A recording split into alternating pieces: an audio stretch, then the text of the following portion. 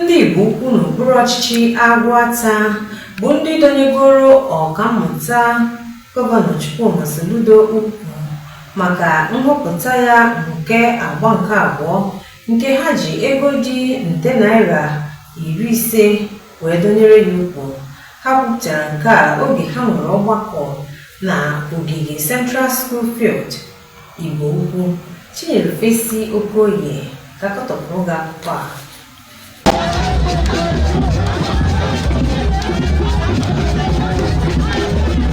Ndị mmadụ nupụtara n'igwe na Central School Field Igboukwu, nke gụnyere ndị Igboukwu na ndị na-akwado ọchịchị Gọvanọ Soludo bụ ndepụtanụ ịbịa sonye n'emume igosipụta na ọchịchị Soludo dị ha mma nke ukwuu n'ihi na ọ bụ onye na-eweta mgbanwe ma nwekwa ọgụgụ isi ihe a chọrọ n'aka onye na-achị achị.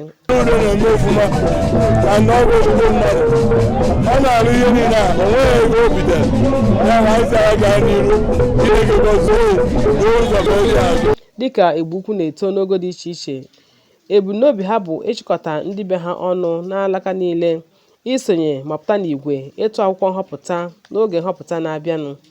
Dịka ndị otu akpọrọ Igboukwu Patriots ji wee kpọrọ ihe n'oge a, ha kwuru na ọgbọnta vootu 47 enwere n'Igboukwu ga-atụrịrị akwụkwọ ha nye ọkammụta Soludo. 3 years plus ka anyị nọgo n'ọfịs.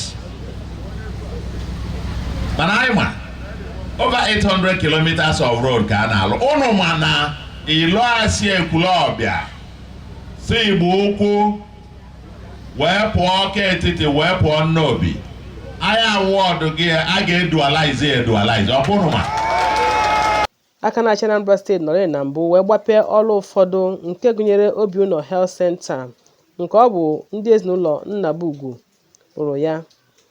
Gọvanọ meziri ka amata na gọọmenti ga-ewerazi ya bụ ebe nlekọta ahụike ma site ndị doctors na ndị nurses ga na-anọ n'ebe ahụ. Ọ gbapekwara okporo ụzọ ụfọdụ nke gụnyere ama Ehielu Town Hall Road na Igboukwu Ikenga Road. Site n'Igboukwu, abụ m Chinyere-fessy Okoye, akụkọ ụwa NTA.